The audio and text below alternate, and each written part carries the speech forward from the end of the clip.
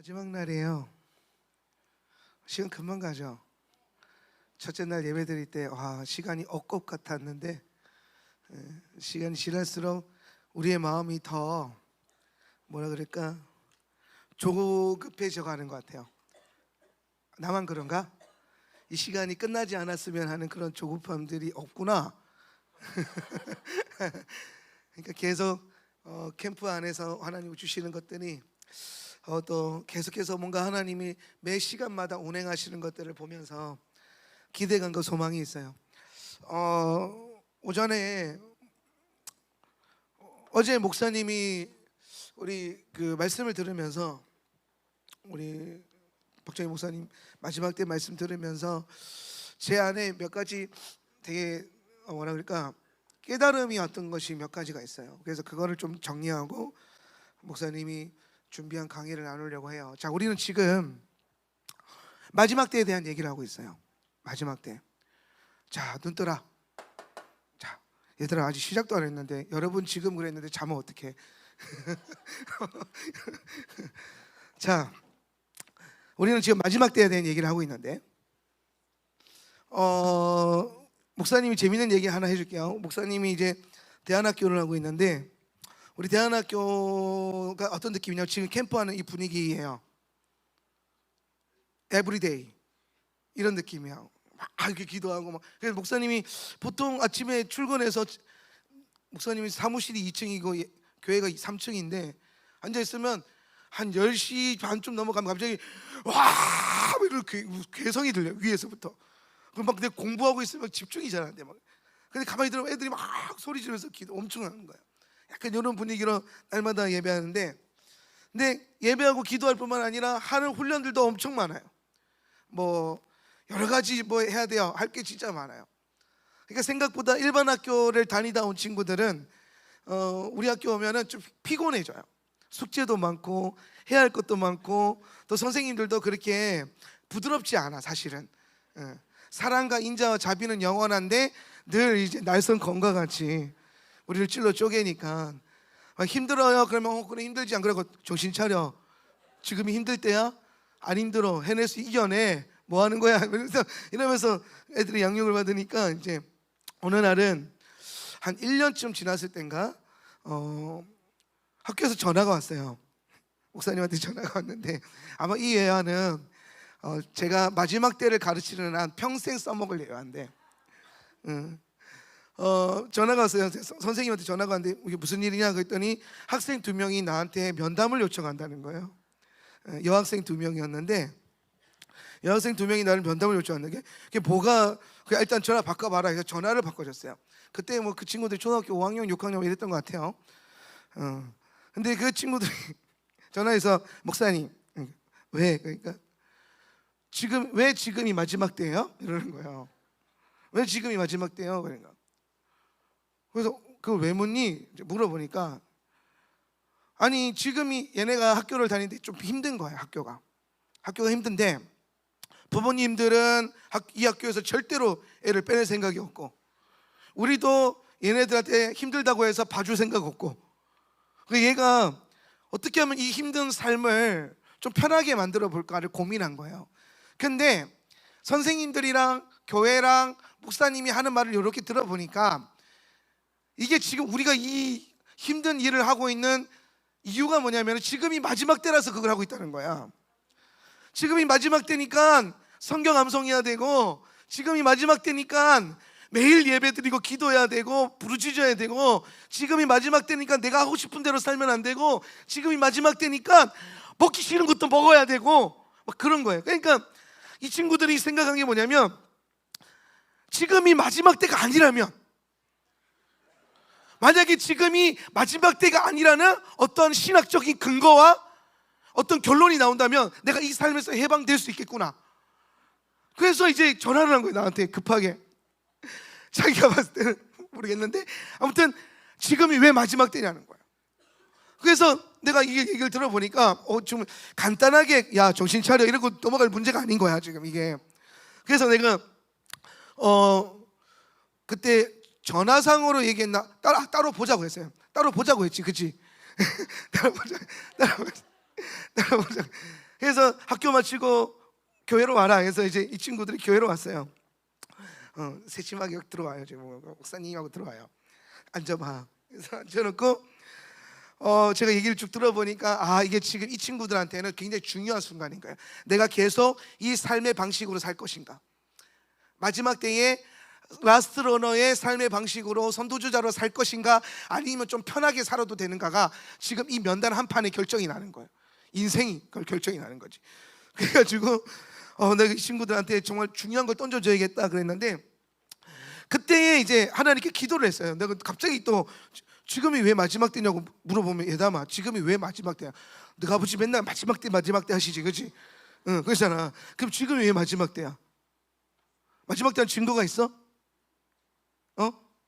뭐라고? 뭐?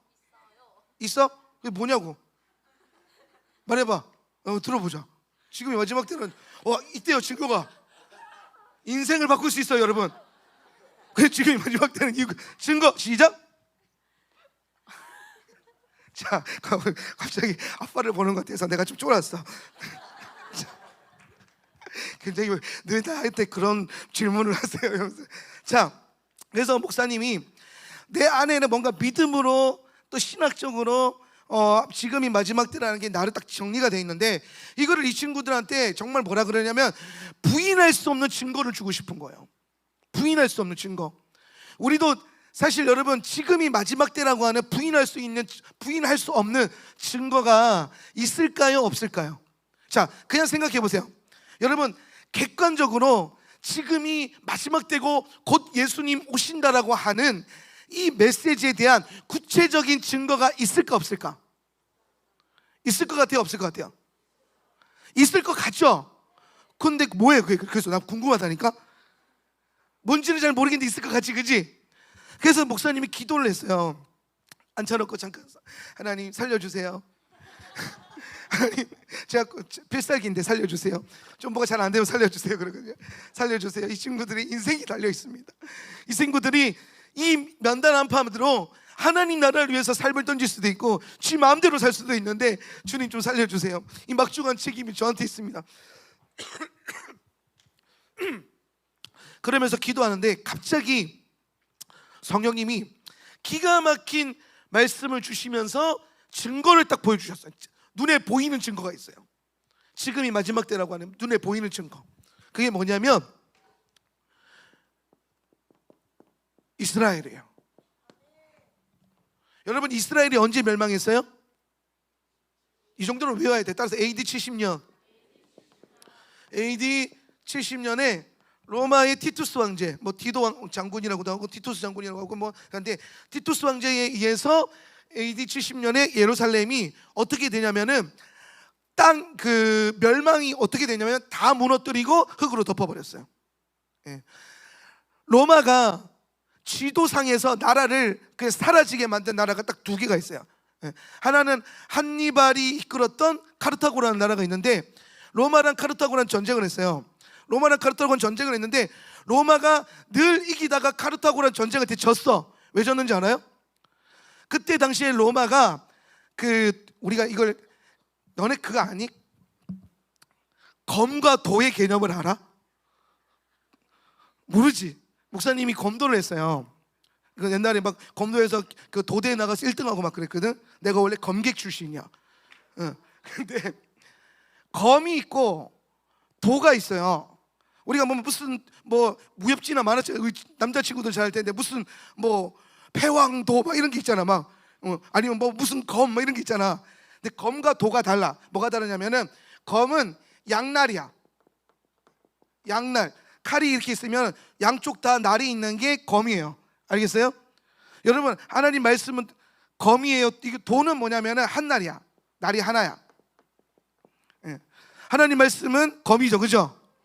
날이 두 개가 있다는 거예요. 그 날이 뭐예요? 신약과 구약이에요. 이해가 돼요?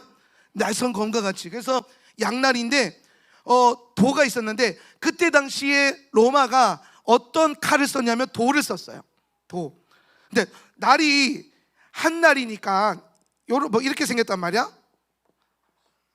이런 식으로. 네. 그러면 이쪽만 예리하고 이쪽은 안 예리할 거 아니야, 그렇지? 그러면은 얘는 기본적으로 어떻게 싸우냐면 싸움의 방식이 찌르는 것도 잘 안 돼. 돌은 찌르려면 뒤집어서 찔러야 되거든. 자세 나오나? 이게 봉국권법이라고 하는 건데 신라 시대 권법이야. 참 뒤집어서 찔러야 되는데 언제 전쟁할 때 이렇게 찌르고 이렇게 찔러. 그러니까 전쟁 나가서 제일 단순하게 싸울 수 있는 게 이렇게 싸우는 건데, 그래서 로마가 돌을 썼어요.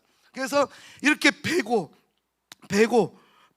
그래서 다 싸우면서 이기며 나갔는데, 카르타고는 검을 썼어요. 한니발이 검을 만들었어.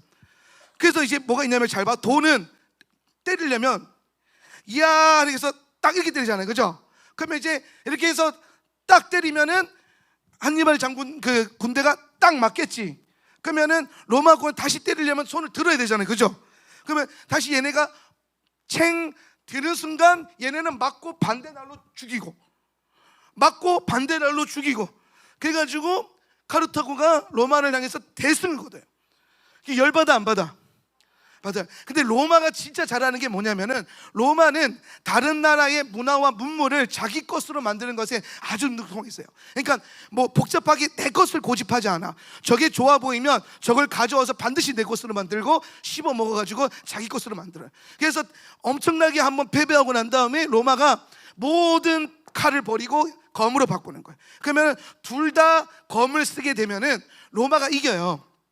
카르타고가 승리했던 이유가 뭐냐면 딱 무기 하나 차이인데, 똑같은 무기 쓰면 로마가 이길 거 아니야. 그래서 두 번째 전쟁 나가서 로마가 이겨요. 물론 좀 내가 되게 심플하게 지금 설명하고 있는데, 읽어보면 되게 다양한 전략들이 있어. 그런데 핵심은 뭐냐면은 똑같은 무기를 사용해서 로마가 이기고 난 다음에 이제 자기들한테 쓰디쓴 패배를 준 나라니까 어떻게 해버렸냐면은 땅 흙으로 묻어버렸어요. 나라 전체를 흙으로 묻어버렸어요. 그리고 로마가 두 번째로 역사상 두 번째로 흙으로 파묻어버린 나라가 이스라엘이에요. 그러니까 얘네가 지도상에서 사라졌다는 게 그냥 단순히 나라를 빼앗겼다는 게 아니라 도시와 모든 것들이 다 흙으로 그냥 묻혀버렸어요.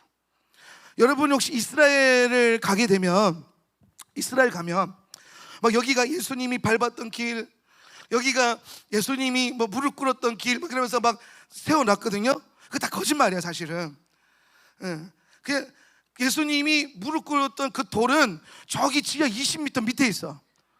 흙으로 파물어 버려가지고 막 그래서 막 내가 지금도 기억나요. 이스라엘을 처음 딱 갔을 때에 어떤 길을 갔는데 그 비아돌로로사라고 하고 예수님이 십자가의 길을 걸었다고 하는 그 길이 있어요. 근데 그 길 안 걸었어. 근데 가서 묵상하면 좋긴 좋아요. 근데 그 길을 막 걷는데 브라질에서 온 어떤 아줌마들이 막 울면서 한 걸음 가고 울면서 엎드리고, 한 걸음 가서 울면서 엎드리고, 그래서 하루 종일 그렇게 가더라고요. 그래서 막 왜? 예수님이 걸었던 그 길이라면서 땅에다가 막 입 맞추고 막 그러면서 막 울더라고요. 그래서 그래서 내 속으로 했어요.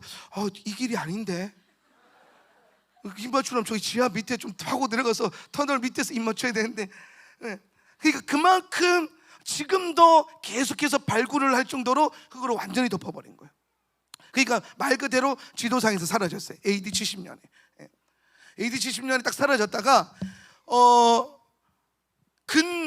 거의 뭐 1900년인데 뭐 정확하게 1900년일 수도 있지만 1948년도 어제 우리 말씀할 때 나왔죠. 이거 굉장히 중요한 연도예요.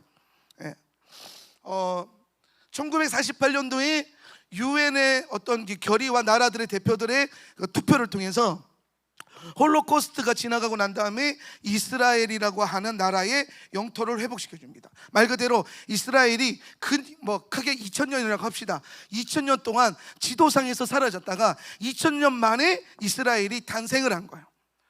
부활을 한 거예요. 그런데 하나님의 말씀 성경에 보면 그 예레미야서, 이사야서, 에스겔서 이런 예언자들의 서신서에 보면은 이 예언이 나와 있어요. 뭐라고 되어 있냐면 어찌 나라가 하루 만에 해산할 것이 어떻게 그 자녀가 하루 만에 해산할 것이고 아이가 하루 만에 태어나겠느냐. 그런데 내 딸 이스라엘은 하루 만에 해산하리라. 그러니까 말 그대로 투표 한 방으로 이스라엘 나라가 딱 하고 생겨나는 그런 일들이 일어난 거예요. 실제로 1948년도에. 그럼 여러분 1948년도에 2000년 근 2000년가량 없었던 이스라엘이라고 하는 이 나라가 갑자기 나타났어. 성경을 알고 있고 성경을 읽었던, 성경을 믿었던 많은 성도님들은 뭐라고 생각하냐면 하나님께서 말씀을 이루셨다는 거예요. 예언의 말씀을 이루셨다. 예.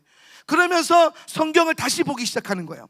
그 이전까지는 지도상에 이스라엘이 없었고 뭐 예루살렘이 없었으니까 성경 읽으면 다 이스라엘과 예루살렘에 대한 얘기잖아요.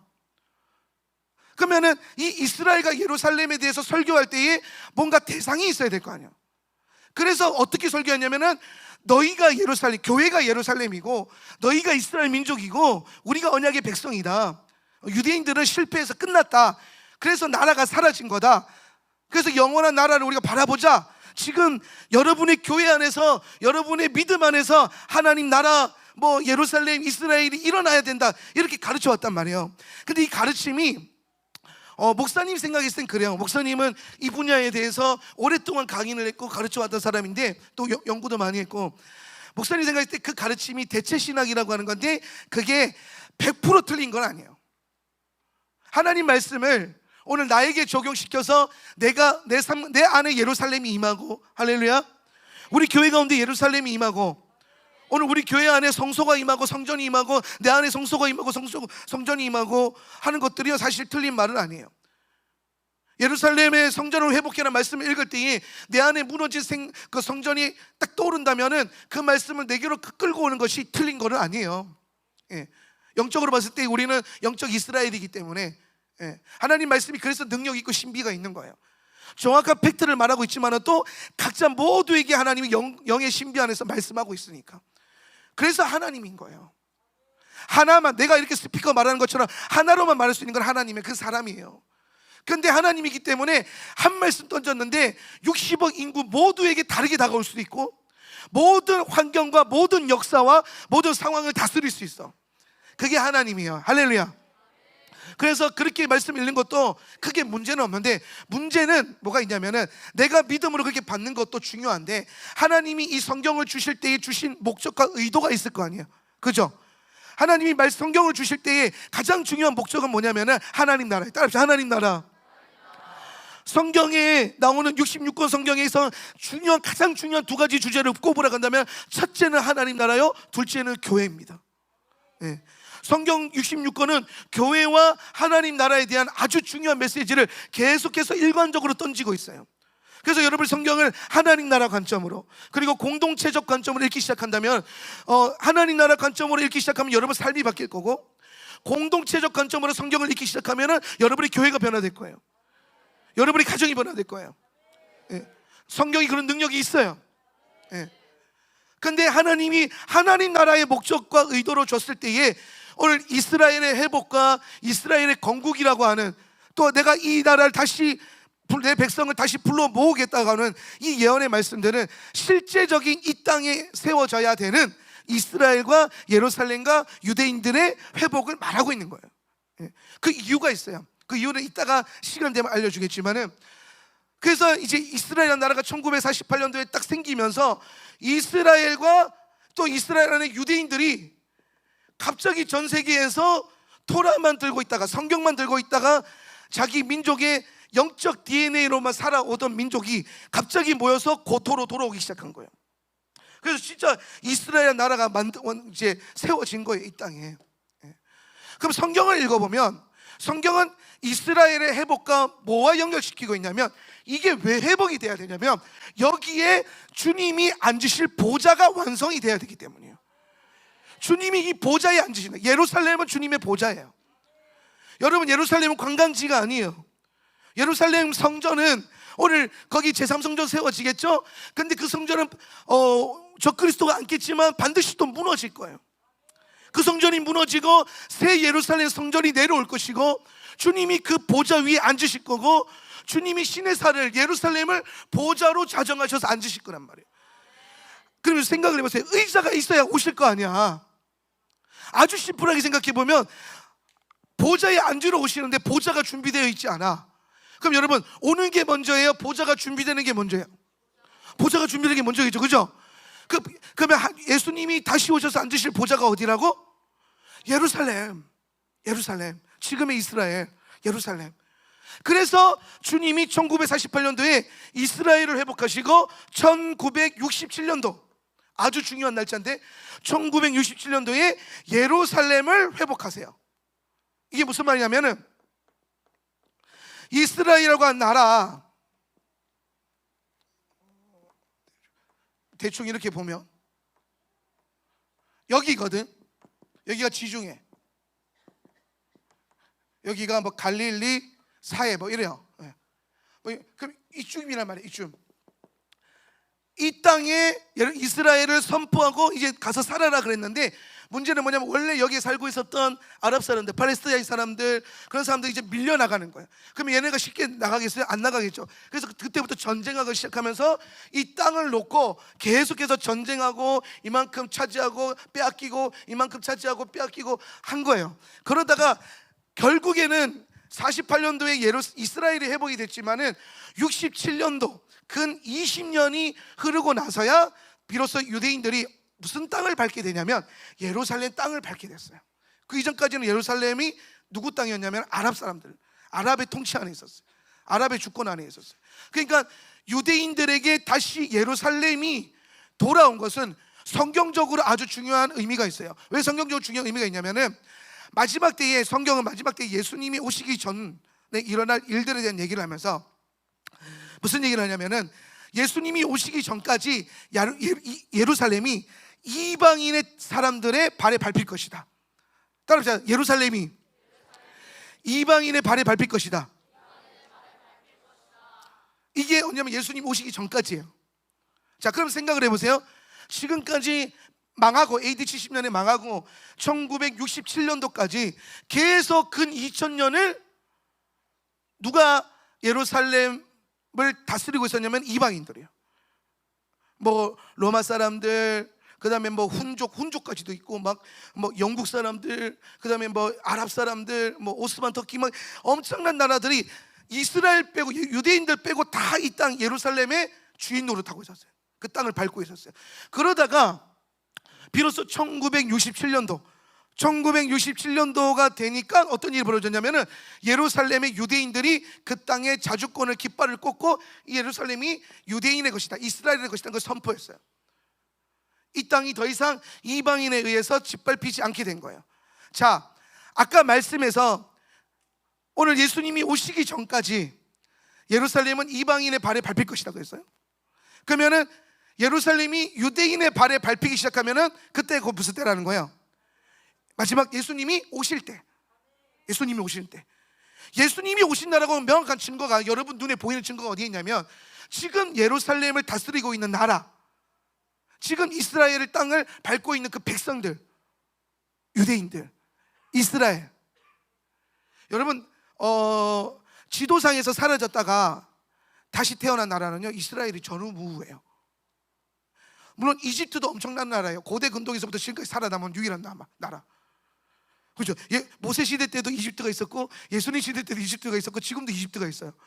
엄청난 하나님의 디바인한 데스티니가 있는 나라예요, 이집트도.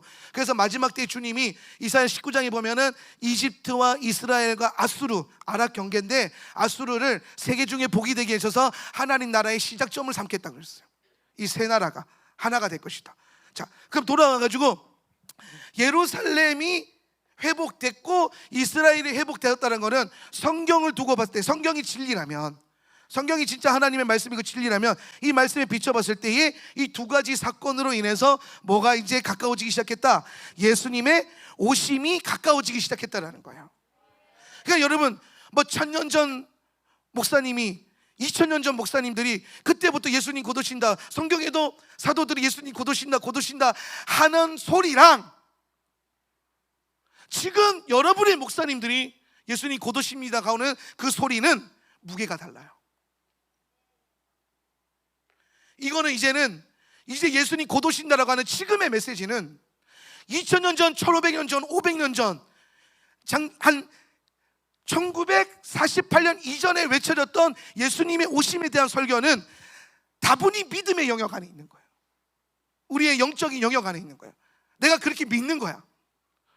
근데 지금 예수님이 오신다라고 하는 거는 하나님께서 드디어 믿음으로, 내가 영으로 믿던 말씀을 현상 세계 가운데 나타내기 시작하신 거예요.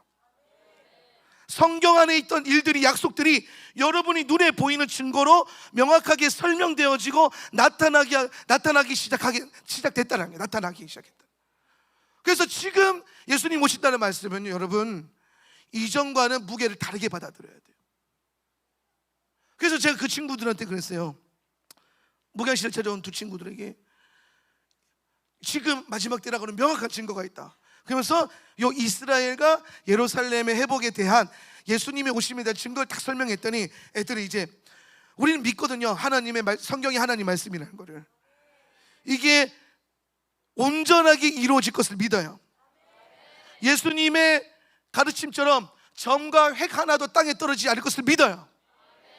이것이 우리의 능력이 될 것을 믿어요. 그래서 우리 친구들도 그거는 믿기 때문에 내가 훈련은 받기 싫고 내가 매일 예배 드리기는 싫고 힘들지만 말씀을 믿기 때문에 이 친구들이 뭐 하기 시작하냐면은 그 말씀을 인정하기 시작했고, 아, 지금이 마지막 때구나.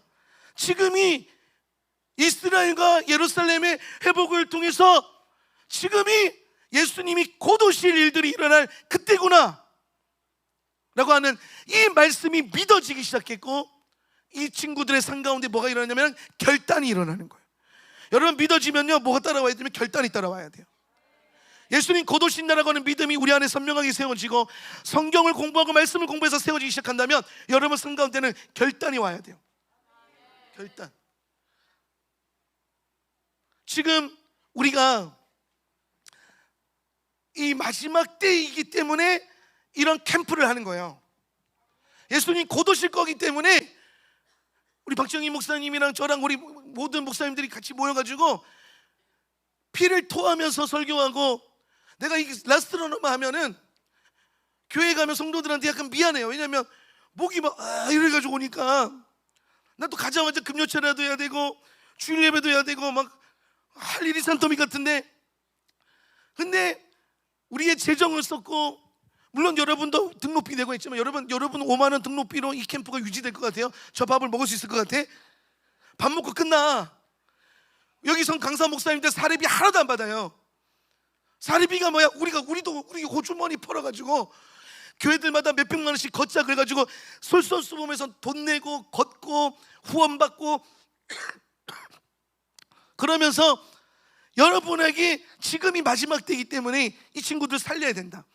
다음 세대를 준비시켜야 된다. 우리가 예수 잘 믿는 거 중요한 게 아니라 오는 세대 가운데 예수님 오셨을 때에 그 주님을 받아낼 수 있는 세대가 필요하다. 그래서 전국의 사람들 모아가지고 여러분 캠프 하고 있는 거예요.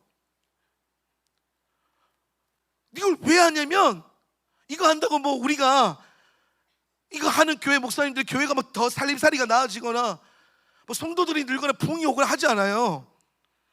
부흥은 여러분에게 임할 겁니다. 근데 이걸 왜 하냐면 지금 곧 예수님 오실 것 같은 명확한 증거들이 성경 안에 있었던 일들이 우리 삶 가운데 일어나기 시작하고 있기 때문이에요. 근데 중요한 건 말씀을 모르면, 성경을 모르면 여러분이 하나님이 눈에 보이게끔 일하고 계신데도 못 알아먹는 거예요. 그래서 여러분 마지막 때가 될수록, 때가 가까울수록 반드시 성경 많이 읽으세요. 알겠어요? 성경 많이 읽어야 돼요. 성경 많이 읽어서 성경에 있는 하나님의 말씀이 지금 이 시대 가운데, 이 예언의 시대 가운데 이 예언의 말씀이 여러분 가운데 성취되고 나타난 것을 확인하시고, 그래서 이게 여러분의 삶의 지침서가 되고 이게 여러분의 삶의 방식이 되고 이게 여러분의 비전이 돼야 돼요. 이게 여러분의 기도가 돼야 돼요. 그동안 했던 모든 기도들 스탑하고 내 원함을 가지고 내 욕망을 가지고 내 자아 실현을 위해서 기도했던 거, 여러분 우리 부모님들 이 자리에 좀 계신데 자녀들한테 제발 좀 그렇게 기도 가르치지 마세요. 뭐 필요한 거 있으면은 본인이 사기 주기 싫으니까 하나님께 기도해봐 주시겠지. 여러분 기도는 그런 게 아니에요. 내가 뭐가 필요할 때 주님께 얻어내는 구실로 기도를 하는 게 아니에요. 그러니까 그렇게 기도를 다 배우니까 얘네가 커서도 입에 붙는 기도가 하나밖에 없어. 주시옵소서. 맨날 뭘 달래. 근데 오늘 이 세대의 기도가 바뀌기를 축복하고 오늘 여러분의 그동안 해왔던 기도들, 여러분의 소원과 여러분의 소망을 이루려고 했던 그 기도가 내려놔지고 오늘 이렇게 한번 기도하기 시작합시다. 주님, 내가 무엇을 위해 기도하길 원하십니까? 한 번 더. 주님, 내가 무엇을 위해 기도하길 원하십니까? 여러분의 기도의 시작과 출발이 여기에 있길 축복합니다. 여러분의 환경과 여러분의 삶과 여러분의 마음이 힘들고 어려울지라도 주님의 보좌 앞에서, 기도실에서, 혹은 여러분의 기도의 자리에서 기도라는 걸 시작할 때에는 여러분의 환경이 앞서가지 않고, 여러분의 마음이 앞서가지 않고, 여러분의 원함이 앞서가지 않고, 주님, 내가 무엇을 위해서 기도하기를 원하십니까? 오늘 여러분의 기도의 주권이 옮겨지길 원하고, 오늘 여러분이 하나님 말씀을 읽을 때에 이 말씀이 이루어지기 위해서 기도하기 시작하고, 그렇게 기도하기 시작할 때 여러분 안에 하나님의 일들이 일어나기 시작할 거예요. 부흥에 대한 견해가 다 달라요. 왜냐하면 부흥에 대한 그림이 다 다르기 때문이고, 하나님께서 부흥에 대한 비전을 다 다르게 주셔서요. 근데 목사님이 보는 부흥 중에 하나가 뭐냐면, 여러 가지 부흥이 있는데 가장 큰 부흥이 뭐냐면은 여러분 안에 하나님의 말씀이 들어가서 이것이 여러분 안에서 계속해서 불타오르는 거예요. 이것으로 말미암아 뜨거워지는 거예요. 이게 여러분 삶에 가장 귀한 보물이 되는 거예요. 하나님의 말씀이 여러분의 인생을 걸어도, 내 생명을 여기에다 걸어도 아깝지 않고, 부족하지 않고, 억울하지 않고, 손해보지 않는다. 이 말씀에 내 삶을 능히 드리기에 합당하다. 그 믿음의 고백과 가치관들이 일어나길 예수의 이름으로 축원합니다. 저는 이스라엘을 공부하면서 이런 많은 어떤 그 메커니즘들을 공부하면서 지금이 마지막 때라고 하는 것, 그래서 제가 그때부터 이제 뭘 하기 시작하냐면은 이 성경 안에 일어나는 마지막 때 이스라엘에 대한 일들을 계속 살펴보기 시작했어요. 마지막 때 어떤 일들이 일어날 것인가. 그래서 성도님들과 그걸 가르치기 시작했고, 제가 우리 친구한테 그런 얘기해요. 마지막 때에 예수님 오심 앞에서 정말 중요한 나라 미국 아니다. 어느 날 보니까 다 애들이 미국병 걸려가지고 다 미국 가고 싶어요. 미국 갈래요. 영어하고. 마지막 때에 여러분, 세상적인 흐름을 봤을 때 미국이 전 세계를 주도하고 있고, 미국이 전 세계에서 가장 잘 살고 가장 강한 1등 국가처럼 보이지만, 세상을 주관하고 있는 것처럼 보이지만은, 성경을 읽기 시작하면은 마지막 때가 가까울수록 이 세상의 주도권과 이 세상의 주 무대는 바다 건너 태평양 저기 건너에 있는 아메리카가 아니라 오늘 우리와 함께 대륙을 공유하고 있는 저 중동 아랍 이스라엘이에요. 그곳에서 하나님의 마지막 때의 모든 하이라이트 되는 일들이 일어나기 시작할 거예요. 여러분이 그 나라의 그 장소에 대한 감각이 없고, 그 민족에 대한 감각이 없고, 그들이 쓰고 있는 언어에 대한 감각이 없다면 여러분이 마지막 때에 보게 되는 마지막 때에 대한 감각은 점점 약해질 거예요. 여러분, 이제 마지막 때는 여러분이 영으로 바라보고 믿음으로 바라봐야 될 영역이 아니에요. 여러분의 삶에 실제로 다가오고 있어요. 지금의 마지막 때는 여러분 삶은 아주 깊숙한 곳에 실제로 다가오고 있다고요. 저는 마트에 가면요, 저는 이스라엘을 사랑해요. 제가 이스라엘을 사랑한 이유는 딱 하나예요. 하나님이 이스라엘을 사랑하시니까. 성경에 보니까 이스라엘이 하나님의 눈동자래. 그러면 여러분, 이스라엘을 미워하는 건 뭐는 거예요? 하나님의 눈에다 손가락을 찌르는 거예요. 이스라엘이 하나님 눈동자래. 이스라엘을 때리고 공격하는 건 뭐예요? 하나님 앞에 팍 이러는 거예요.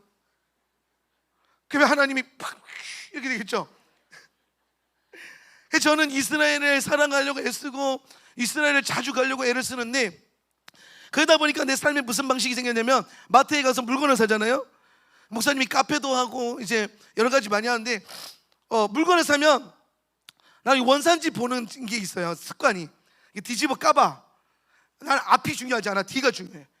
포장지에 뒤에 딱 봤는데 뭐 이스라엘산 레몬 막 이게 있고, 이스라엘산 자몽, 아니면 이스라엘산 뭐 사회 소금이 조금 아주 0.001% 들어가 있는 비누 뭐 이런 거 사요.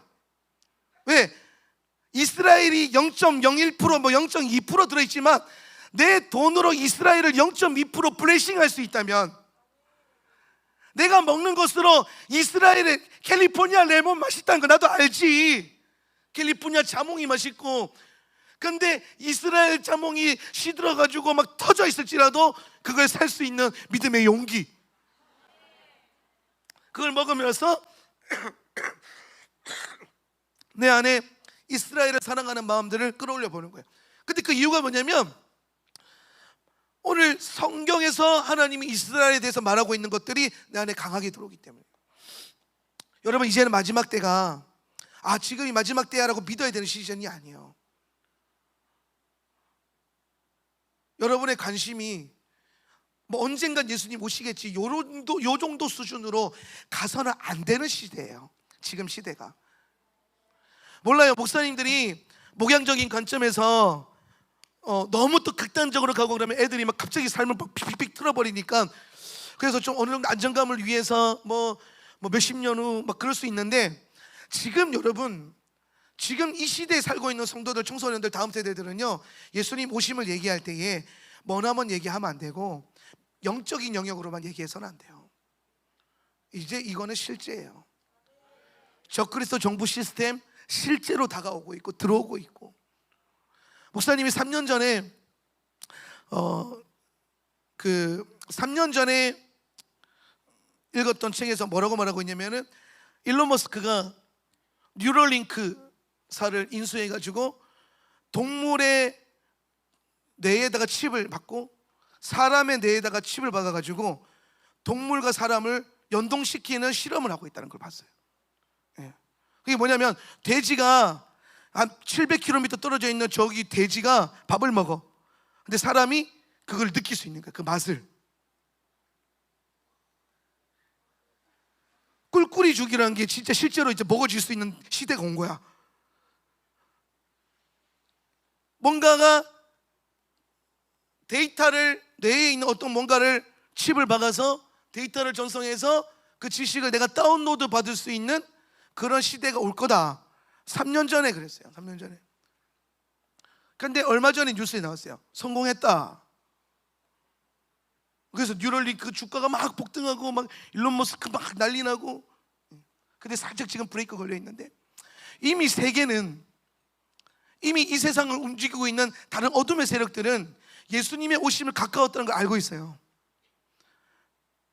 마귀들은 자기들의 끝날을 더 잘 알고 있어요. 세상은 예수님이 오시면 자기들이 끝날 걸 알아요. 그래서 끝날이 가까울수록 이들은 회개하지 않아요. 더 심하게 몸부림칠 거고, 더 한 영혼이라도 더 미혹시켜서 하나라도 더 끌고 지옥에 끌고 내려가겠다고 온갖 미혹과 유혹으로 우리의 삶 가운데 침투해 들어오고 있어요. 침투해 들어와요.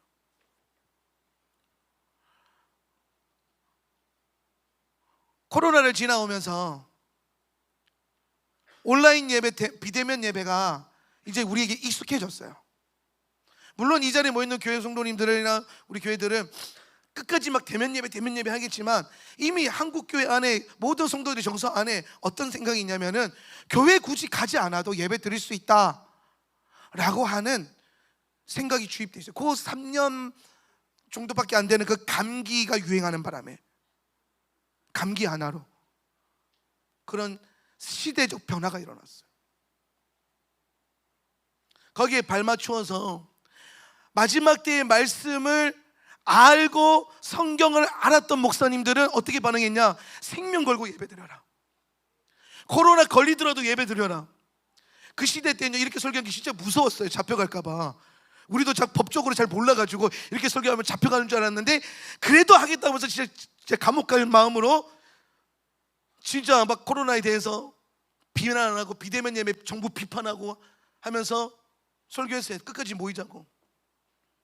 예배는 그 어떤 가치보다 위대하다. 맨날 입으로만 생명 드리기다 그러고 감기 걸릴까봐 쫄아가지고 교회 안 나오지 마라. 맨날 하나님 예수 이름을 위해서 조롱받고 핍박받겠다고 해놓고, 오늘 교회가 예배 드린 것 때문에 수치를 당하고 조롱당할까봐 겁먹어서 교회 나오지 마라. 그렇게 하지 말자. 끝까지 자리를 지키자. 뚫어내라. 주님 앞에서 예배 드려라. 근데 그 시대를 이렇게 지나오면서 우리 안에 하나님, 마지막 때에 대한 하나님의 말씀을 알고 있었던 교회들은 비대면 예배에 불응하면서 어떻게든 모이려고 하고, 목사님 교회는요 코로나 때 처음 CCTV 달았어요. CCTV가 원래 없었어요 교회에. CCTV 왜 단지 아세요? 누가 올까봐 막 이게 경찰이나 시청 직원들이, 우리 교회가 서귀포에서 또 시끄럽게 예배드리는 교회로 유명하거든요. 그러니까 시청 직원들이 다른 교회는 안 가도 주일날 우리 교회는 맨날 왔어. 이게 아마 블랙리스트에 올라가 있었던 거야. 이 교회는 말 안 듣는 교회고 맨날 모이는 교회고, 모여서 또 티나게 되게 시끄럽게 예배드리는 교회라고. 우리는 또 모였다고 막 쫄아가지고 막 예배 안 돼서 와. 그래서 종교인 80명이 하루아침에 코로나 다 걸리고 다 불사조가 돼서 일어나고, 그러면 한 번 걸리면 3개월이 유예되잖아요. 그 3개월 또 미친 듯이 또 예배드리고 그러면서 걸어갔어요. 근데 반대로 코로나가 딱 닥쳤을 때에 어떤 교회에서는, 제가 그 어떤 교회들이나 어떤 사역을 비판하려고 하는 거 아닌데 좀 보자는 거예요. 뭐냐면은 어떤 교회에서는 갑자기 메타버스 교회 얘기를 하기 시작했어요. 메타버스란 개념 알아요? 메타버스 많이 들어봤죠? 메타버스가 뭐냐면 현실 세계를 사이버 공간에서 연장시키는 거예요. 그러니까 사실 우리도 지금 메타버스 집회를 하고 있어요. 이게 사실 메타버스 집회예요. 왜냐하면 우리가 성자성 기도원에서 현장에서 집회하고 있지만은 온라인 유튜브로 하울람 TV 채널로 지금 보니까 거의 매 세션마다 40-50명씩 더 드리고 있어요. 여기 안 오고, 그분들 각자의 뭐 이제 그 사정과 여러 가지 또 사명을 해서 다 못 오는 집회니까, 오고 싶어도 못 오는 집회니까. 그거 알아요? 이거 오고 싶어도 못 오는 집회인 거? 나중에 신청 갔던 교회들 다 잘린 거 알아요? 자리 없어가지고, 잘 자리 없어가지고. 여러분 엄청난 특권인 거예요 이게. 사실 이 캠프 하고 있는 게. 예. 그러니까 지금 막 메타버스 교회라는 게 뭐냐면, 야 굳이 성도들이 교회 안 와도 사이버 공간에서 예배당 입장할 수 있다, 사이버 공간에서 예배할 수 있다, 하나님 어디에다 계시니까 그렇게 예배도 된다라고 하는 메타버스 교회론이 나오기 시작하고, 메타버스 시스템을 교회가 확성하기 시작하고, 그러면서 메타버스가 마치 새로운 교회, 뭐라 그럴까, 종교개혁인 것처럼 옹호하기 시작하는 거예요. 그런데 그거 알아요? 메타버스와 비대면 예배를 계속해서 괜찮다고 했던 모든 목사님들의 종말론이 뭐냐? 예수님이 이 땅에 오실 것에 대한 우리가 가지고 있는 이 마지막 때에 대한 이론을 역사적 전천년설이라고 해요. 이거는 근데 여러분 이 정도 세대들은 반드시 이 단어를 알고 있어요. 따로 역사적 전천년설. 예수님의 오심 앞에 환란이 있고, 환란을 우리가 뚫어내고 주님이 영광스럽게 휴거되고 다시 내려와서 새하늘과 새 땅으로 들어간다는 이 이론이 역사적 전천년설이에요. 천년왕국 전에 예수님 오신다. 예. 그런데 메타버스를 주장하고 괜찮다고 얘기하고 대면 예배를 주장했던 모든 목사님들의 그 중심 신학에 뭐가 있냐면 무천년주의가 있어요. 저는 과감하게 어느 신학교 가서 강의해도, 어느 교회 가서 강의해도 이 얘기는 꼭 합니다. 무천년주의자들, 무책임주의자들, 하나님 말씀에 기록되어 있는 걸 그대로 믿지 않고, 말씀을 받은 책임을 다하지 않고, 어떤 신학적 안전주의 앞에 숨어가지고 레디컬하게 살지 않고, 주님의 오심을 준비하지 않고, 말씀에 맡은 바 이 전부를 감당하지 않고 일부를 감당하고, 그것을 또 자기의 기호에 따라서, 자기의 신학에 따라서 골라서 이해하고 가르치는,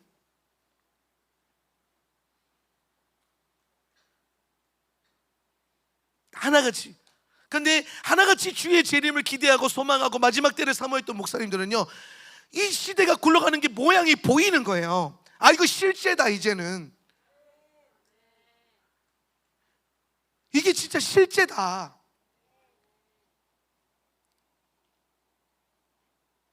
진짜 정부가 교회를 컨트롤할 수 있구나. 진짜 나라가 예배를 막을 수 있구나. 진짜 나라 정부 시스템이 우리의 믿음을 움직이려고 할 수 있구나. 감기 하나로.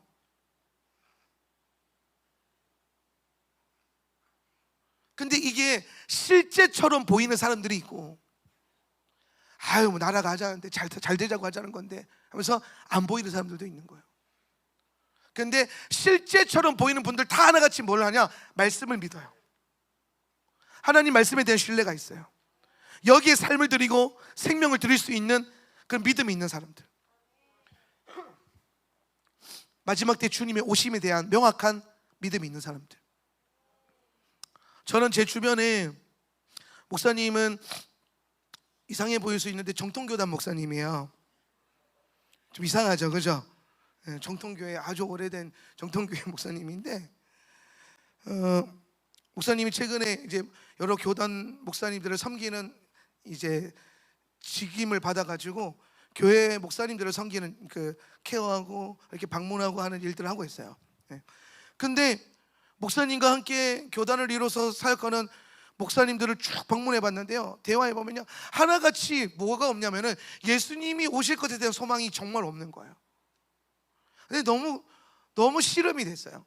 아니 예수님이 오실 것에 대한 소망이 없으니까 어떤 일이 벌어지냐면은 예수님이 오심에 대한 소망을 성도들한테 말하지 않겠죠. 본인도 없는데 말하지 않겠죠. 그러니까 그 교회 다니는 성도들은 예수님이 오심에 대한 소망이 있을까요? 없겠죠. 예수님 오심에 대해서 준비가 되어 있을까요? 안 되어 있겠죠. 그냥 이 시대는 뭐 어른이나 애들이나 목사님이나 성도나 할 거 없이 그냥 오늘 하루 내게 주어져 있는 내 문제가 시시급급하고, 먹고 사는 문제가 더 급하고, 내 마음 힘들게 하는 그 일이 더 급해. 너네로 치면 뭐 성적 좀 안 나오는 게 더 급하고, 대학 가는 게 더 급하고, 청년들 직장 갖는 게 더 급하고, 돈 많이 버는 게 더 급하고, 내가 하고 싶은 뭔가를 하는 게 더 급해. 거기에 온전히 빠져 있어. 하나님을 어떻게 믿어요? 내 그 원함을 이루어주는 도깨비 방망이처럼 하나님 믿어. 이제 이런 설교 되게 진부하거든요. 하도 많이 해서 목사님들이. 근데 왜 또 해도 먹히냐면 여전히 그렇게 살고 있어요. 여전히 하나같이 예수님의 오심에 대한 씨름이 없어요. 그러니까 예수님의 오심에 대한 문제가 명확하지 않으니까 삶의 문제가 너무 커지는 거예요. 자, 여러분 보세요. 여러분 내일 집에 가요, 안 가요? 여러분 내일 집에 안 갈 사람, 저 사람들. 나 여기서 계속 원띵하고 오실 때까지 기도하면서 살겠다. 기도하면 밥 공짜라던데, 여기 뭐 무료로 재워주고 먹여준대요. 난 주님 오실 때까지 그렇게 살겠다. 없잖아. 다 집에 갈 거잖아. 여러분 집에 갈 거기 때문에 지금 잠깐 힘들어도, 지금 예배가 좀 힘들어도 견딜만 하잖아요. 내일 집에 간다 이런 소망이 있잖아요. 지금 잠깐 기도하는 게 힘들어도 그래도 그게 또 해보려고 하는 이유가 뭐냐면, 계속 그렇게 살지 않고 오늘 저녁까지만 어떻게든 버티면, 오늘 저녁까지 어떻게든 애를 써보면 내일은 집에 가서 이 정도로 빡세지 않은 교회에 가서 살 수 있다. 사실은 우리 캠프, 우리 형제교회 목사님들, 성도님들도 동교회 가서까지 이렇게까지는 안 하자. 솔직히 말해서 하나? 별반 차이가 없어? 아니잖아. 캠프로서 더 힘들자 사실은. 아니 평상시 같으면 저녁 예배 한 번만 있거나, 그치? 근데 지금은 계속 예배만 있잖아. 우리도 힘들어요. 이게 이거 자주 하던 교회들인데도. 근데 우리에게 있는 소망이 뭐냐면은 내일 집에 간다는 거예요. 나도 소망이 있어. 아침에 일어났는데 어제 늦게 자서 그런지 너무 눈이 안 떠지는 거예요. 그냥 자버릴까? 그럼 누군가 올라와서 또 막 떠들겠지. 내가 안 해도 굳이 다 할 수 있어. 목사들이 편집 벽갈인데 괜찮지 않을까? 좀 더 자자, 좀 더 자자 막. 그런데 제가 박차고 일어날 수 있었던 이유가 뭐냐면, 내일 집에 가니까 내일 실컷 자자. 오늘 밤까지만 하면 끝나니까 내일 실컷 자고 집에 가서 실컷 자고, 지금은 깨어있자. 지금은 힘을 내자. 지금은 졸리더라도 정신을 차려보자.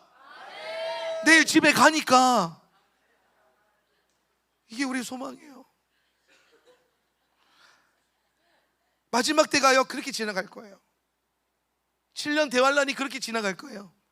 엄청 힘든데 성경 읽어보니까 소망이 뭐냐면, 지금은 힘든데, 지금은 괴로운데, 지금은 너무 아프고 괴로운데, 한때, 두때, 반때, 그 시간 지나면 곧 오신다. 새하늘과 새 땅 들어가서 주님 품에 안기면 실컷 쉴 수 있다. 영원한 안식 안에서 영생을 샬롬하면서 보낼 수 있다. 그러니까 지금 시대는 그냥 좀 빡세게 살자. 영원을 편안하게 누릴 수 있는데 그분 안에서 이 땅에서는 조금 불편하게 살자. 이 땅에서는 조금 힘들게 살아도 괜찮다. 왜? 우리는 영원을 주님과 함께 행복하게 살 거니까. 그래서 우리의 행복의 가치의 기준이 이 땅에 있지 않고 어디에 있어요? 오실 주님 앞에 있는 거예요. 오실 주님 앞에. 여러분, 요한계시록 1장에 가면 이런 말씀이 있어요. 이 예언의 말씀을 읽는 자와 듣고 지켜 행하는 자들은 복이 있도다 그랬거든요. 그런데 이 복이라고 한 단어가 두 가지 뜻이 있어요.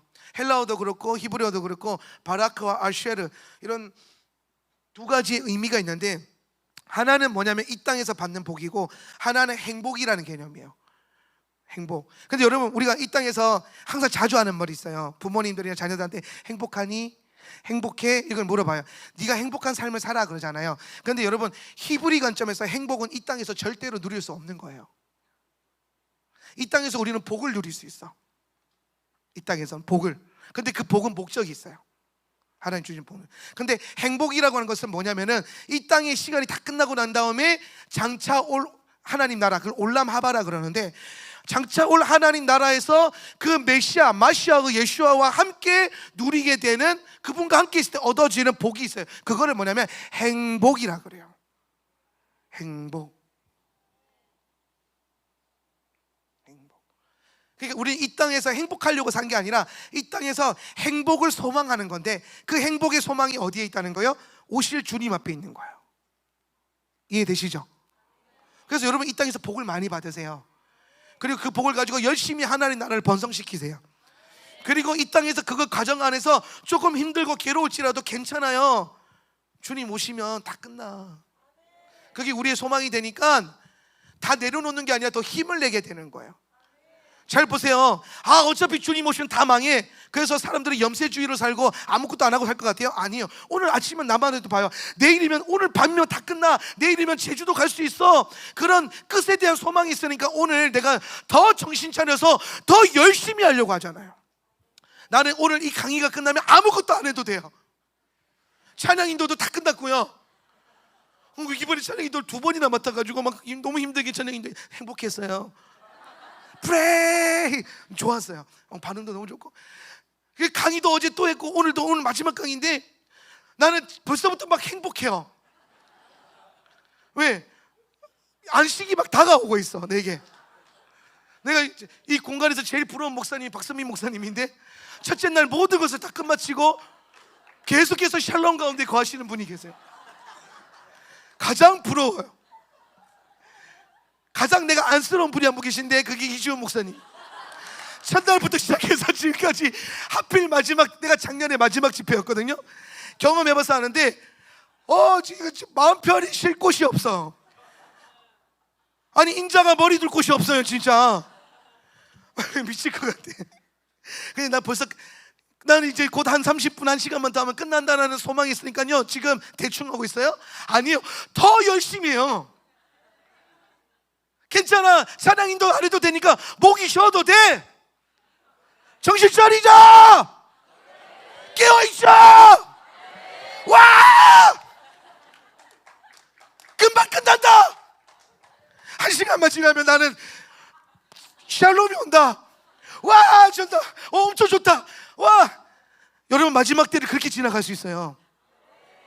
와, 7년 환란 힘들어 죽을 것 같아. 미역, 베리치, 666. 와, 나 죽어 무서워. 그게 아니라 와, 이제 곧 끝난다. 힘들 거예요. 근데 관점을 바꾸면 내 삶의 포인트를 지금에 두지 않고 오실 주님께 두면, 올 안식에 두면 지금 힘을 더 낼 수 있어요. 지금 더 깨어 있을 수 있어요. 근데 자꾸 여러분 오실 주님을 안 바라보고 지금 현재 여러분 문제를 바라보잖아요. 점점점 하기 싫어요.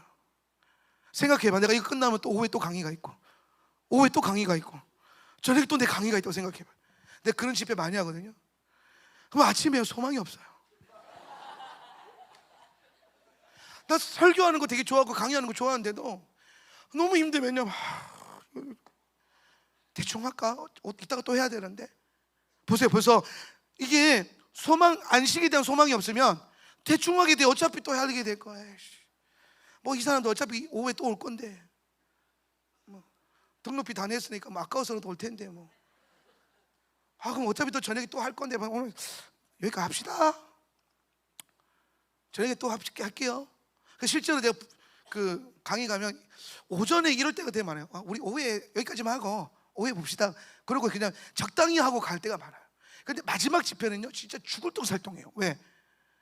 이제 끝났으니까. 마지막에 대한 소망이 보이니까 더 열심을 내어서 예배하게 되고 기도하게 되고 막 축복을 하게 되는 거예요. 여러분, 이게 제가 경험되는 바가 뭐냐면, 마지막 때가 생각보다 막 힘들거나 두렵거나 막 더디다 이게 아니라, 우리가 코로나가 더뎠던 이유가 뭐냐면 끝이 안 보여서야. 코로나 3년 그게 왜 힘들었냐면은, 여러분 3년 반 때 안 힘들어요. 생각보다. 어제 이렇게 말하면 정인 목사님 설교를 약간 비트는 것 같아서 하는데, 그게 아니라 관점을 바꿔보자고. 우리가 코로나가 힘들었던 이유는 금방 끝날 줄 알았는데, 어제 말씀 똑같이 금방 끝날 줄 알았는데 안 끝나. 근데 영원할 것 같은데 갑자기 끝났어. 그래서 뭐가 왔잖아요, 그죠? 뭐 어떨결에 끝났잖아요, 코로나가. 어떨결에 마스크 안 써도 되고, 어떨결에 식당 들어가도 되고, 가족들끼리 희한한 삶을 사는 거예요. 근데 여러분, 제가 지금 캠프의 스케줄, 시간표가, 타임라인이 정해져 있잖아요. 캠프의 시간 라인이. 그러니까 나는 지금 이 오전 강의가 너무 좋아. 내 시간이 끝나가고 있다는 게 너무 좋아. 안식의 시간이 준비되어 있다는 게 너무 좋아. 여러분도 저녁 집회 때 되면 그럴걸요? 이 집회가 이 시간이 끝나가고 있다는 게 너무 좋아서 더 열심히 기도하게 될걸요? 장차 올 안식이 있으니까. 사실 우리가 마지막 때에 주님이 오실 그 안식을 바라보면, 우리의 시간, 마지막 때가 뭐냐면, 엔타임이 뭐냐면 시간이 끝난다는 거잖아요. 우리 시간이 끝난다는 거예요. 어떻게가 아니에요. 그게 소망이 딱 맞춰지면 우리 시간이 끝나는 게 너무 좋을 거예요. 다시 밤이 오겠고 햇빛도 쓸데없으리. 하나님이 우리와 영원히 함께 하네. 할렐루야. 우리의 삶 가운데 문득문득 다가오는 어둠과 밤이 없어질 거예요. 다시 밤이 없대요. 이전 하늘과 이전 땅이 없대요. 우리가 경험해보지 못했던 엄청난 안식과 엄청난 땅과 엄청난 하늘로 들어가게 될 거예요. 그게 우리의 소망이고, 그래서 지금 우리는 이 땅에서 더 열심히 주를 바라볼 수 있어요. 그래서 저는 이 시간에 사실 원래 영적 전쟁 가르쳐야 되는데, 무슨 말 하고 있는지 잘 모르겠는데, 아무튼 영적 전쟁 잘하세요? 할 수 있어요. 그냥 가서 하면 돼요. 영적 전쟁은 뭐, 아니 싸움이라는 게 해봐야 하는 거지. 이게 이론으로 되는 거야 그게? 붙어봐. 그냥 가서 귀신들이랑 하기 싫은 거랑 막 그냥 여러분 해봐는 거야. 붙어봐. 기도로 붙어봐야 돼. 기도하기 싫으면 가면, 그러니까 다른 거 없어요. 영적 전쟁은 사실 여러분 기도하기 시작하면 걔네가 올 거예요. 시비 걸러. 하지 말라고. 그때 붙어보면 돼요. 그러면 그냥 다 해결돼. 걱정하지 마. 근데 오늘 이 오전에 내가 여러분에게 꼭 바꿔주고 싶은 게 뭐냐면 여러분의 생각이에요. 여러분의 기준과 관점이에요. 지금 세상이 아니라 오는 세상에 맞추면 지금 세상에 더 능력이 있어져요. 목사님 개인적인 꿈 중에 하나가 뭐가 있냐면은 부자가 되는 거예요. 웃기죠? 목사가 부자 되고 싶다니까.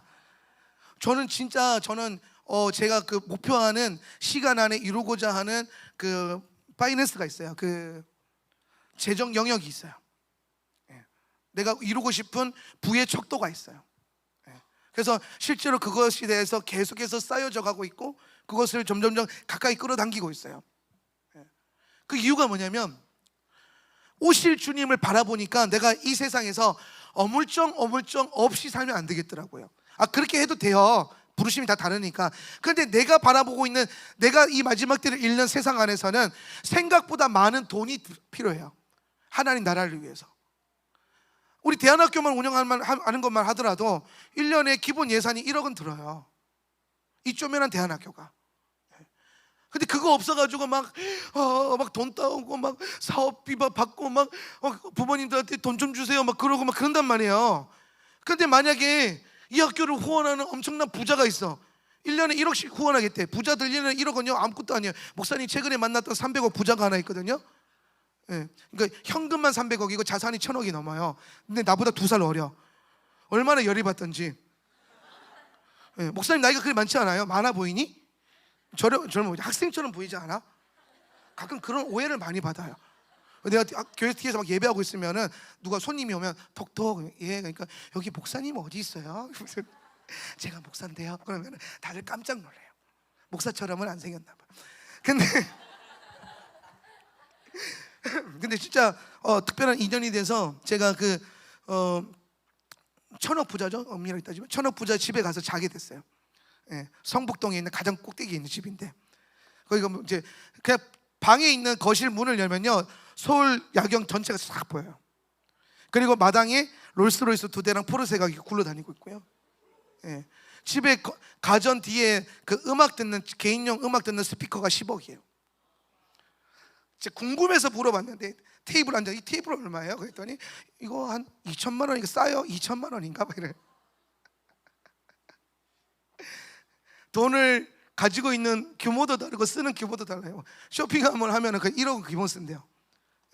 그러니까 여러분 부자들한테는 진짜 부자들한테는 1억이 그냥 옷 한 벌 사러 가는 느낌이랑 비슷해요. 걔네한테는. 근데 여러분 하나님의 말씀에 붙들린 그런 부자가 있다고 생각해요. 내가 그 친구를 그래서 예수를 믿긴 믿는데 어정쩡하게 믿어가지고 얘를 제대로만 하나님 나라를 잘 가르치고 하면은 이 재정으로 나라 몇 개를 살 수 있겠다. 좀 가난한 나라 몇 개는 그냥 믿음으로 주님께 떠다 바칠 수 있겠다 라는 생각이 딱 드니까 기도하게 되더라고요. 근데 걔가 말을 안 들으니까 내가 갑자기 그 마음이 올라오더라고요. 저렇게 말 안 듣는 거 고쳐가면 쓸 바에 내가 그냥 하겠다. 내가 부자 되는 게 빠르지 이거 부자를 고쳐서 쓰기에는 너무 힘들다. 소망이 없는 건 아니에요. 그래서 계속 기도는 하고 있어요. 그 형제를 위해서 기도하고 있는데 근데 제가 그 집에 손님 방이 하나 있었는데 손님 방이 본체 나가면 지하로 내려가요. 무슨 지하방을 주나 했더니 지하에 들어갔더니요 5성급 호텔처럼 진짜 잘 꾸며져 있어요. 그래서 목사님 마음껏 쓰세요. 그래서 자는데 잠이 안 와요. 너무 좋은데 갑자기 자니까 그래서 내가 생각을 했어요. 거기서 이 재정이 하나님 손에 붙들릴 수만 있다면 그 친구는 그냥 하루에 몇 억씩 그냥 버는 친구예요. 가만히 앉아 있어도. 걔는 그런 거 있죠. 우리는 숨만 쉬어도 돈이 들어오네요. 희한하죠. 근데 그런 하나님의 사람이 있다고 생각해봐. 권위 있는, 이 재정의 권위가 있는. 여러분 이 캠프 무료로 할 수 있어요. 매년 라스트러너 등록비 없이 그냥 선착순 500명 몇 명 더 모으려고 목사님들이 막 전화해가지고 막 라스트러너 하는데 오실래요? 안 해도 돼. 그냥 꼭 붙여. 그냥 500명 선착순. 그러면 알아서 오실 거예요. 더 큰 부자가 붙잖아요. 제주도에 산다. 비행기값 티켓 무료 제공. 그러면은 너희들 같으면 안 올래? 제주도인데 캠프도 무료고 티켓도 해준다는데 나 같으면 갈 것 같은데 코로나 전에 또 이제 제가 근데 확실히 내가 부자가 될 상인가 봐. 또 엄청난 부자가 하나 왔어요. 우리 교회 나한테 산삼을 들고 왔더라고요. 이런 얘기하니까 되게 말똥말똥하게 던데. 하나님 나라 얘기할 때는 막 졸더니. 예. 이분도 진짜 엄청난, 이분은 조단위 부자예요. 조단위 부자인데 산삼을 3개를 샀대요. 3개를 사서 하나는 그때 정창균 국무총리 주고, 하나는 조윤기 목사님 드리고, 하나는 나 준다고 갖고 온 거예요. 이분이 이제 몇 년 전에 토라를 알게 돼서 목사님 설교를 들으면서 은혜를 너무 많이 받고 인생이 바뀐 분이에요. 삶의 가치가 바뀌고. 근데 돈이 어마어마하게 많아. 그래서 이분이 이제 코로나 전에 나한테 무슨 얘기하냐면, 목사님 오셔가지고 자기가 하는 사업 그 매뉴얼을 이만큼 갖고 왔더라고요. 하는 사업도 한두 개가 아니고 엄청 많아요. 그래서 목사님 다른 거 이거 안 읽어보셔도 되고 여기에 매일같이 손만 얹고 기도만 해주시라고. 그러면 목사님 내년에 이스라엘 가실 때 정교인 자기가 무료로 데리고 가겠다고. 모든 성도를 무료로 데리고 가겠다고. 자기가 비행기 2개, 그때가 무슨 때였냐면은 그 여의도 순복음교회 당회장 목사님이 이영훈 목사님이라는 분이 계신데, 그분 교회에 이스라엘 대통령이 왔어요. 이스라엘 대통령이 와가지고 이제 축복 블레싱하고 이스라엘 우리도 블레싱 이래가지고 여의도 순복음교회 담임 목사님이 우리 내년에 이스라엘 갈까? 가보자 이렇게 된 거예요. 그래가지고 장로들끼리 회의해가지고 비행기 3대 전세 내가지고 클래스가 달라. 여러분이 그런 클래스 안에서 하나님 나라 섬기세요. 할렐루야. 번영복음 아니야 얘들아. 우리는 그 모든 걸 나를 위해 쓰지 않고 누구를 위해 쓴다? 하나님 나라를 위해서 쓴다. 할렐루야. 여기서 100억 부자도 나오고 200억 부자도 나오길 축복합니다. 근데 그 재정으로 하나님 나라 무기가 되길 축복합니다. 그래서 이제 전세기 세대 중에 한 대를 맡은 분이야. 이분이 자기 재정으로 하겠다고. 다른 장로가 또 이제 이렇게 하나씩 맡고. 예. 그래서 추진하고 있었는데 이제 비행기에 이제 뭐 이렇게 그래도 많이 타잖아요. 몇백 명씩 타잖아. 우리 교회 성도 다 해봤자 50명밖에 안 되니까 그때 50명밖에 안 되니까 와 50명 목사님 그냥 자기가 목사님은 퍼스트 클래스로 모시고 내가 엄청 기대해서 이스라엘을 퍼스트 클래스로 갈 수 있다니. 그때 그 설레발을 내가 그 주님께 감사로 드렸어야 되는데 너무 내가 혼자 설레발을 쳐가지고 아무튼 날라갔어요. 그게 안 돼서 잘. 그래가지고 다 가게 되고 너무 소망이 돼서 좋았는데 왜 안 됐냐면요, 그 다음 해에 코로나가 터졌어요. 그 다음에. 그래서 여의도 그 장로님이 연락이 와가지고 요새 코로나가 돼서 여의도 이 사업에서 이게 다 취소가 됐다고. 다음에 내년에 코로나 끝나면 갑시다. 근데 코로나가 3년 갔잖아요. 그러니까 그 사이에 이영훈 목사님 혼자 가셔가지고 조기 조창 기도하고 오셨어. 그래가지고 전세기 세대 돌리는 꿈이 날아가 버린 거예요. 근데 아무튼 그런 어마어마한 부자들이에요. 어마어마한 부자들. 근데 여러분, 목사님이 왜 개인적으로 부자가 되고 싶은 어떤 목표와 꿈을 세웠냐면은 예수님의 오심이 가까워서 그래요. 우리가 무슨 생각하냐면 예수님의 오심이 가까워지고 주의 재림이 가깝다는 믿음이 선명해지면 이 세상에서 내가 어설프게 살고 뭐 제대로 안 살고 다 포기하고 그냥 막 그렇게만 살 것 같죠. 막 기도와 예배 이렇게만 살 것 같잖아요. 안 그래요. 그 부르심이 있는 사람들이 있어요. 레위인이라고 하는 이 시대에 주님의 오심을 위해서 기도와 예배로 준비해야 되는 어떤 세대가 있고, 거기에 전심으로 부름받는, 삶 전체가 기도와 예배로 부름받는 세대가 있고, 또 누군가들에게는 똑같은 기도와 말씀의 영성을 가지고 땅을 유업으로 주셔가지고, 할렐루야, 땅을 기업으로 주셔서 그 땅을 기경하고 그 땅의 소산물을 하나님께 바치려고 허락하신 부르심이 있어요. 예수님의 오심이 가까워지게 선명해지면 여러분 안에 땅이 주어질 거고 하나님의 유업이 주어질 거고, 그것으로 인해서 여러분이 예수님의 재림 때문에 그 선명한 복음 때문에 더 많이 기도하게 될 거고 더 많이 성경 볼 거지만은 여러분의 그 지식과 재능과 그 모든 달란트들은 더 개발될 거예요. 여러분의 능력은 더 확장될 거예요. 여러분, 어제 목사님이 그 얘기했어요. 요셉의 겉옷이 우리에게 필요하다. 마지막 때가 되면 이 세상 박사들과 술사들과 무당들이 해결하지 못할 문제가 반드시 터지기 시작한다. 성경을 통해서 우리는 알 수 있어요. 터져요.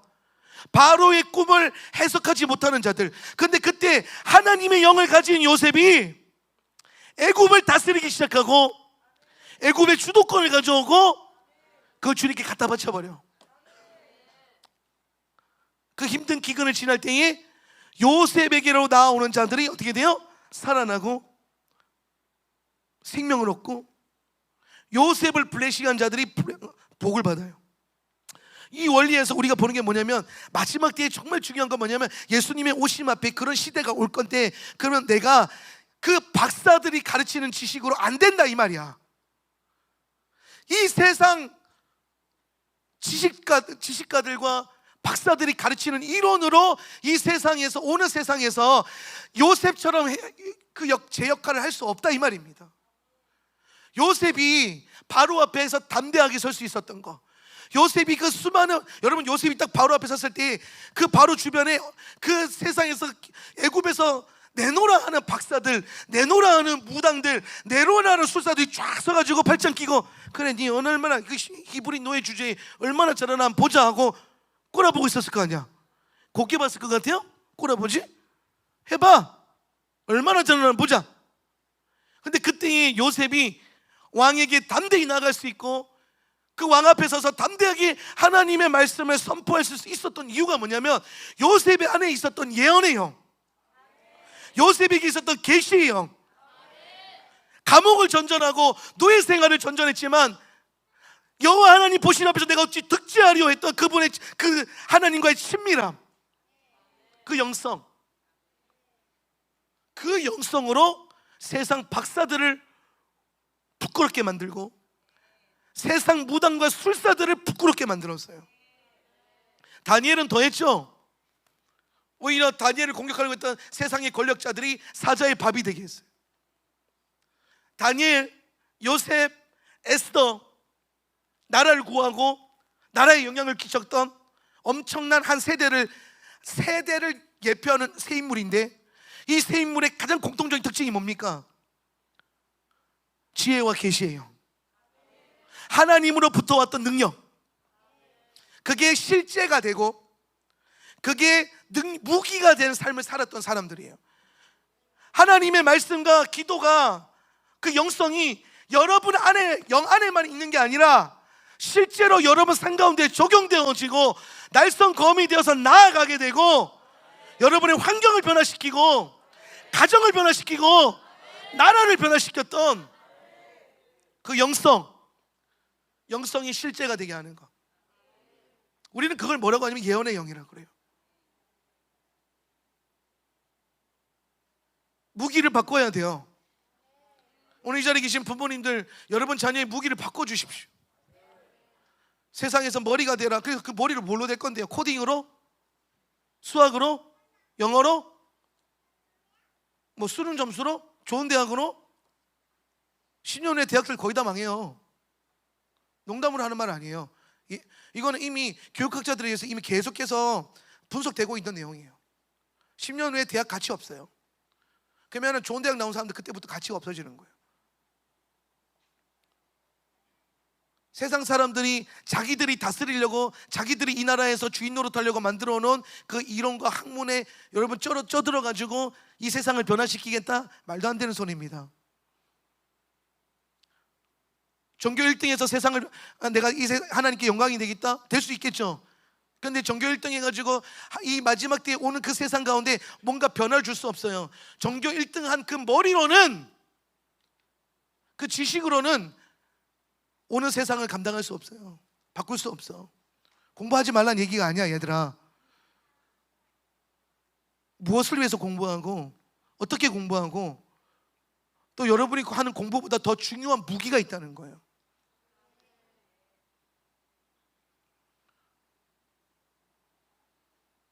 목사님이 캠프 차량을 맡고 콘티를 한 몇 달 전에 짰어요. 이미 이렇게 하면 되지 뭐 짰는데 콘티가 계속 바뀌었어요.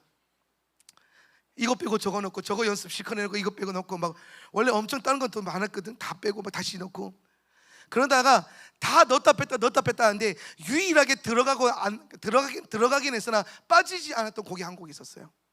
그게 뭐냐면 전쟁은 주의 것이. 이 캠프를 통해서 여러분과 반드시 나누고 싶었던 찬양이고 함께 고백하고 싶었던 찬양이 전쟁은 주의 것. 근데 거기서 가장 중요한 고백이 뭐였냐면, 나 싸울 때 내 무릎 꿇고 두 손 높이 드네. 오 주, 전쟁은 주의 것. 할렐루야. 우리는 싸우려고 할 때 칼 찾아요. 창을 찾아요.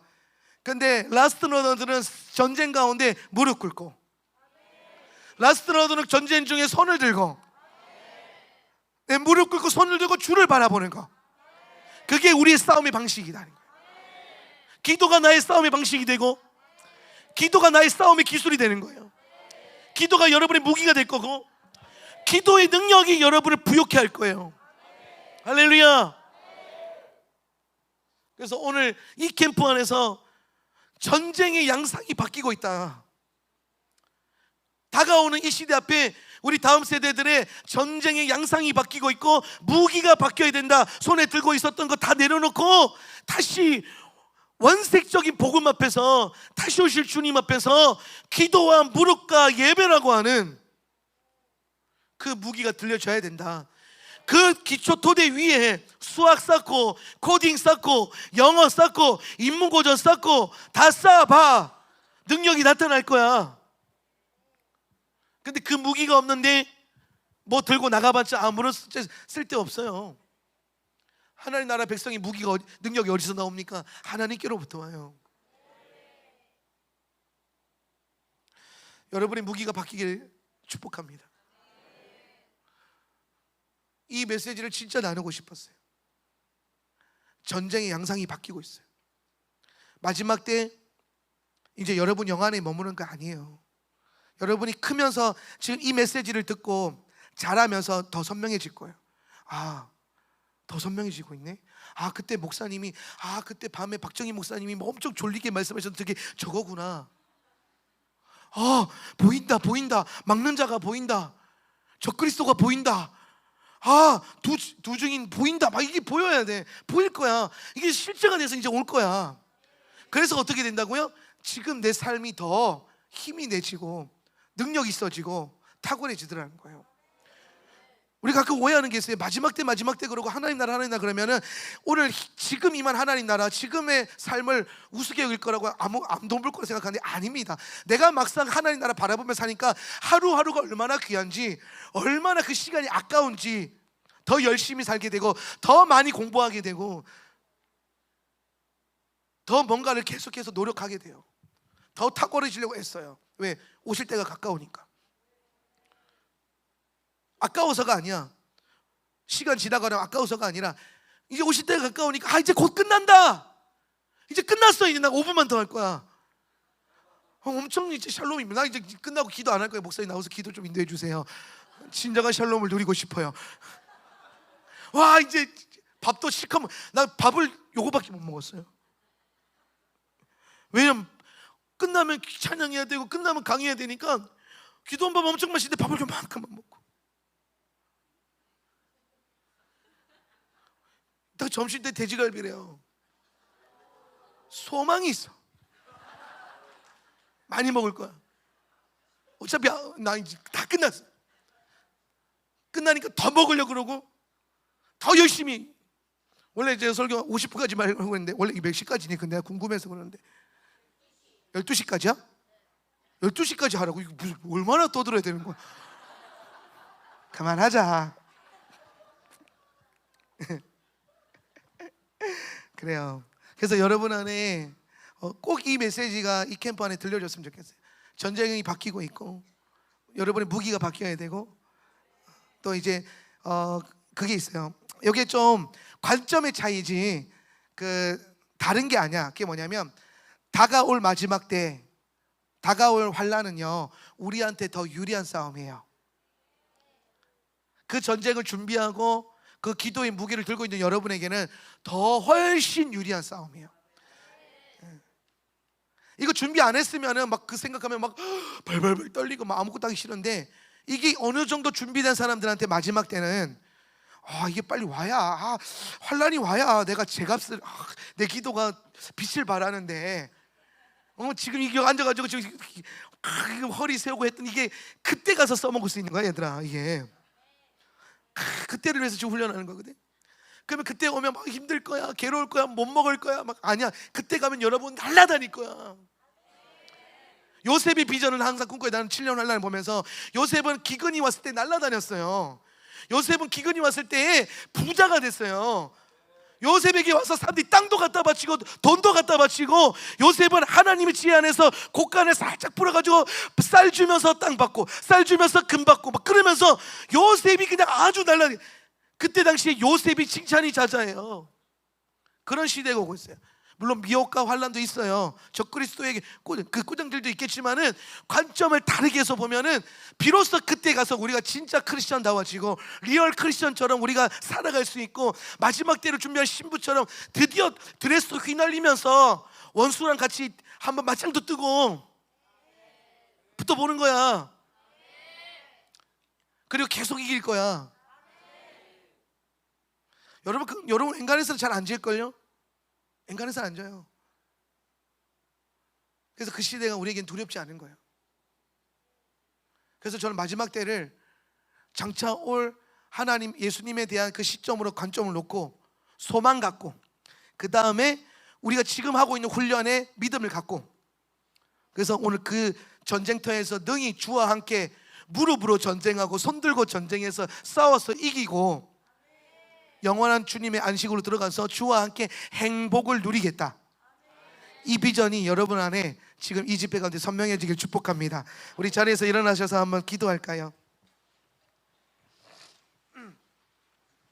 우리 자리에서 일어나서 한번 기도할 때에 긴 시간 동안 목사님 메시지 하면서 마지막 때에 대해서 목사님이 좀 더 디테일하게 나눴어요. 우리가 어떻게 살 것인가, 우리가 마주하는 세대는 어떤 세대가 될 것인가, 어떤 시대를 살아야 될 것인가. 결국 우리는 분명히 마지막 때, 지금이 마지막 때고 장차 올 시간 안에서 여러분은 여러분 눈으로 더 명확한 증거를 더 많이 보게 될 거예요.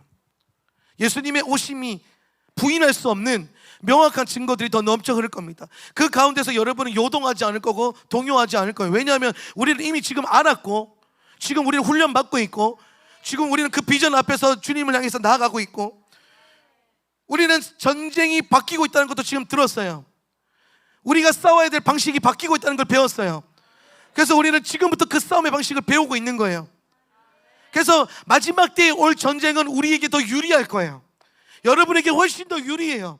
능히 싸우고 이길 것이고, 능히 주의 이름에 영광스러운 여호와 니시의 그 깃발이 휘날릴 거예요. 그래서 한번 우리 두 손 높이 들고 한번 기도할 때에, 주님, 이것이 우리의 싸움의 방식입니다. 주님, 이것이 나의 전쟁의 무기입니다. 두 손 높이 들고 무릎 꿇고 주님 앞에 이 전쟁을 향해 나아갈 것입니다. 우리 한번 결단하면서 우리 한번 주여 외치며 기도하겠습니다. 하나 둘 셋. 주여.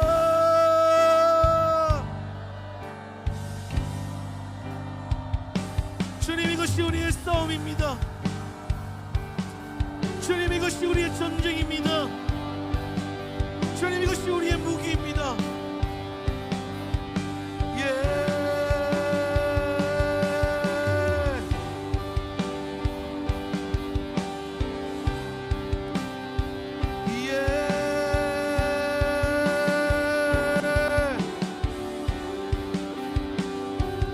우리는 이 전쟁으로 나아갈 것입니다.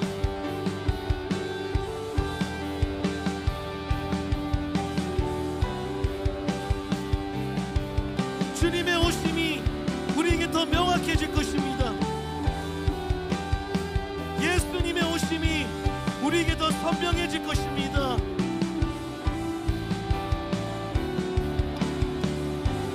우리에게 끝이 있다는 것이 오히려 우리에게 능력이 될 것입니다. 더 힘을 내라. 더 싸워라.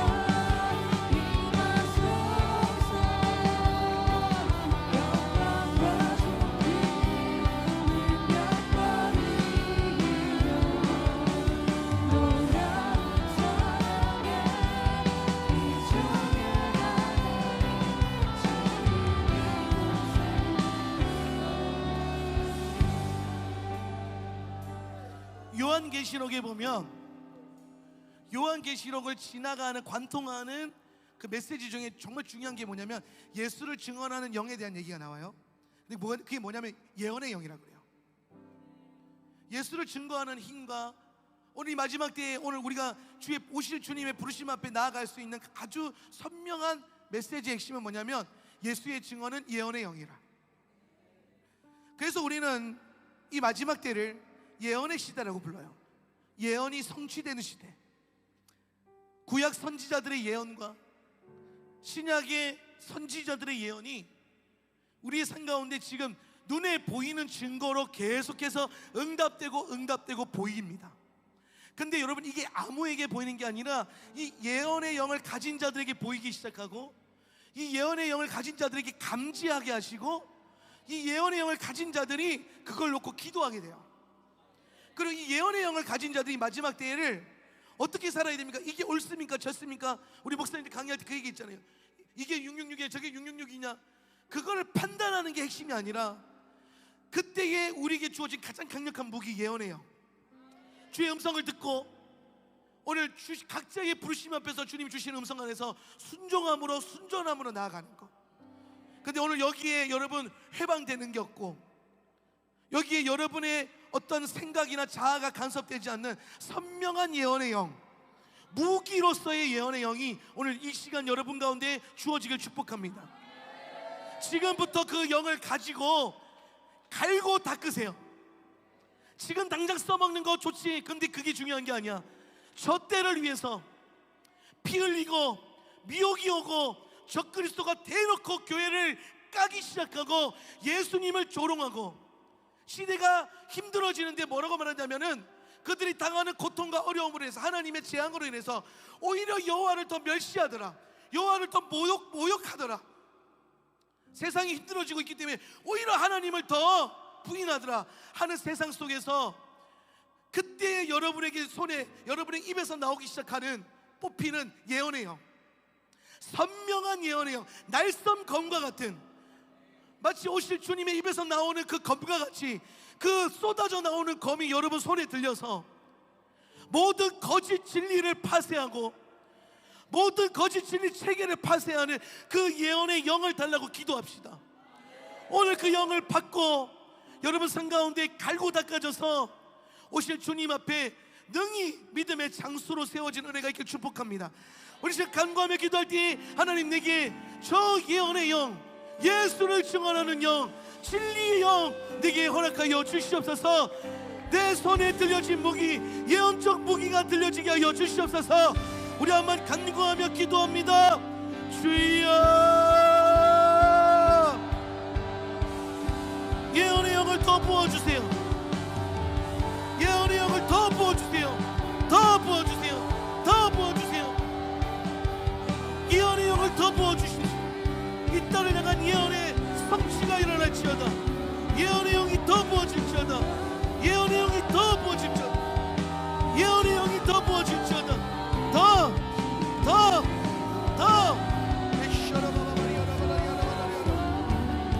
예언의 영이 더 부어질지어다. 날선 검이 주어질지어다. 예언의 영이 더 부어질지어다. 예언의 영이 더 부어질지어다. 예언의 영이 더 선명해질지어다. 요셉의 겉옷, 요셉의 영, 요셉의 거기가 부어질지어다. 주여,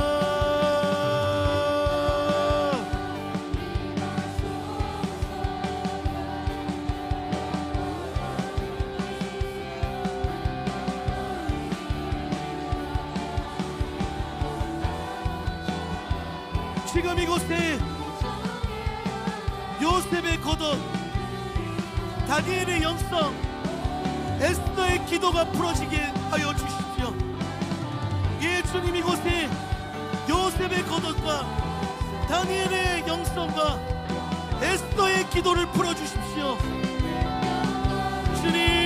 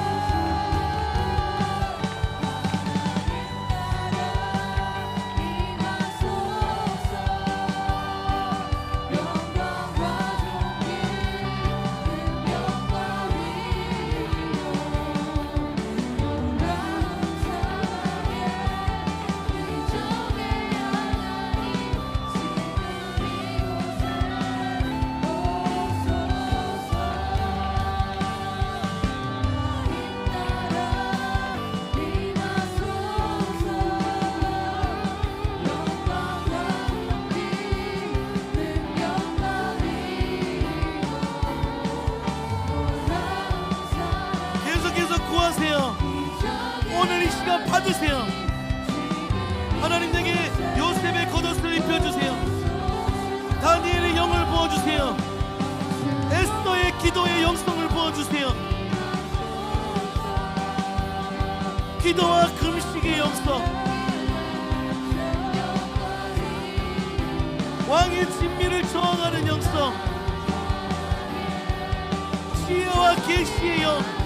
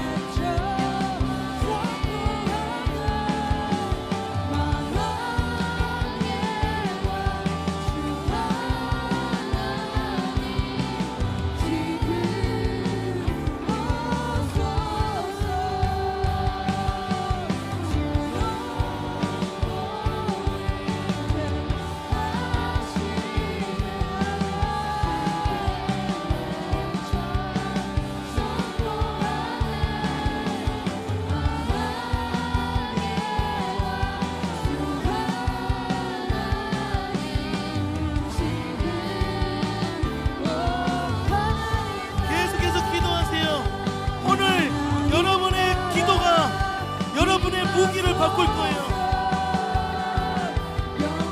오늘 여러분의 전쟁을 바꿔야 돼요. 오늘 여러분의 전쟁을 바꾸세요.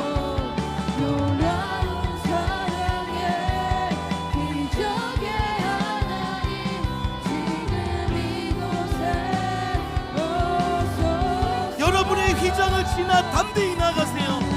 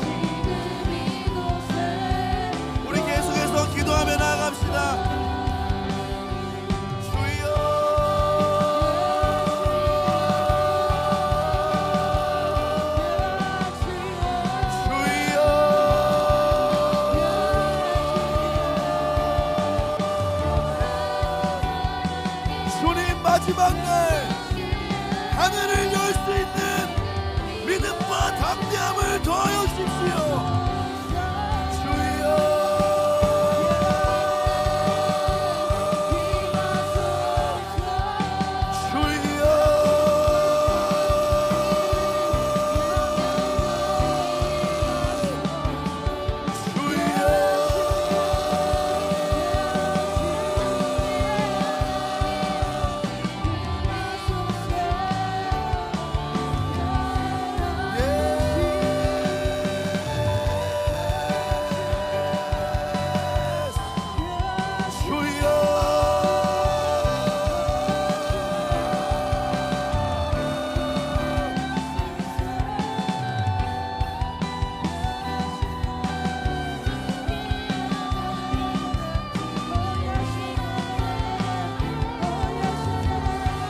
주님 오늘 우리 가운데 마지막 날을 감당할 수 있고 새로운 차원을 열 수 있는 새 힘을 더하여 주옵소서.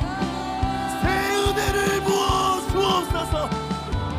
새 시대를 향하여 새로운 지역을 향하여 뚫고 돌파할 수 있도록 성령님 은혜를 더 부어주십시오.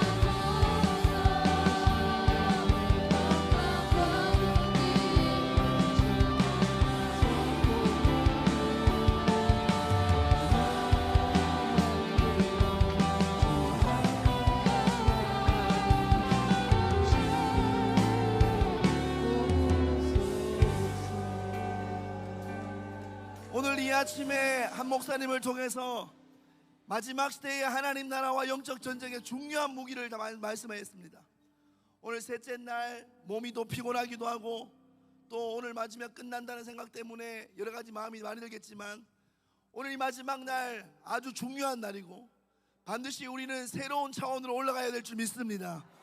그래서 그리고 두 가지를 놓고 조금 더 기도하다가 식사를 하면 좋겠는데요. 첫 번째는 하나님 우리 가운데 오늘을 감당할 수 있는 새 힘과 새 영을 부으십시오. 우리의 육체의 피곤함으로 뒤로 물러서지 아니하고 주님 오늘 우리가 새로운 영역으로 돌파하며 올라갈 수 있도록 돕는 영을 부어 주옵소서. 두 번째는 오늘 목사님 말씀하신 것처럼 주님 오늘 우리 가운데 지혜와 계시의 영을 부어주시고 예언의 영을 부어 주옵소서. 반드시 다음 세대가 짊어져야 될 중요한 무기 지혜와 계시와 예언의 영 하나님 충만하게 부어 주옵소서. 우리 두 가지 제목을 붙들고 다시 한번 주여 외치며 간절히 기도합시다. 주여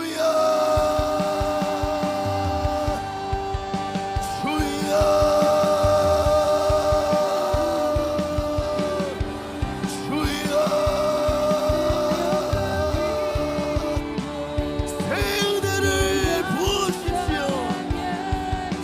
힘을 더해주십시오. 주여 주여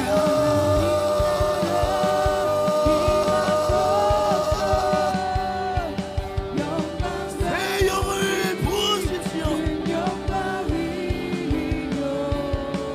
주여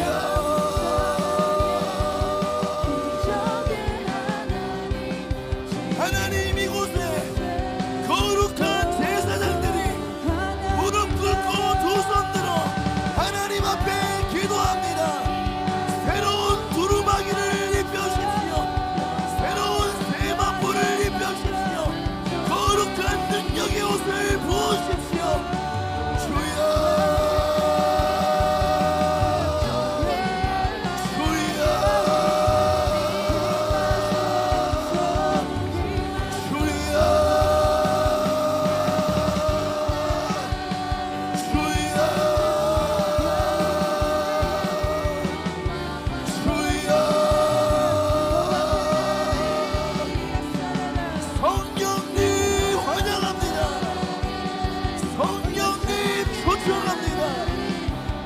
거룩한 능력으로 임하여 주옵시고 능력의 두루마기 입혀주십시오.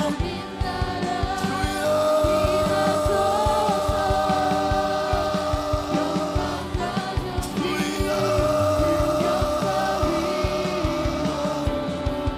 새 영을 부으십시오. 거룩한 영을 부으십시오. 마지막을 감당할 수 있는 능력을 부으십시오.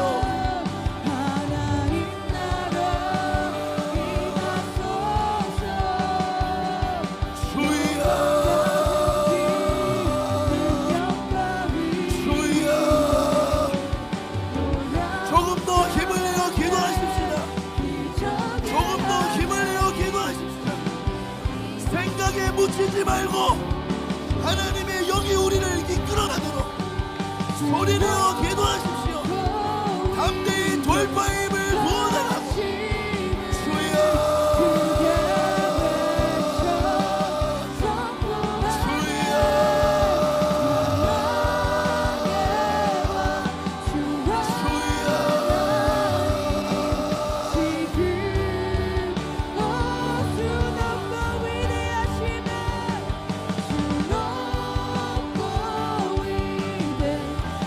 성령님 은혜를 더해주십시오.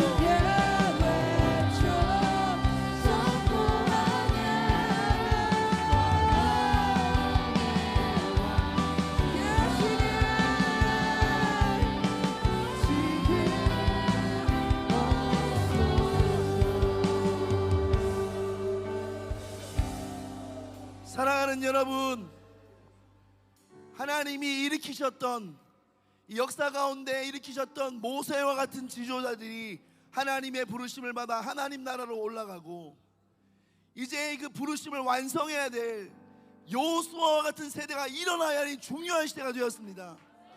사랑하는 여러분, 우리는 예전에 있는 것들을 우리의 어깨에 짊어져야겠지만 동시에 이것들보다 더 강력한 무기를 우리가 쥐어야겠습니다.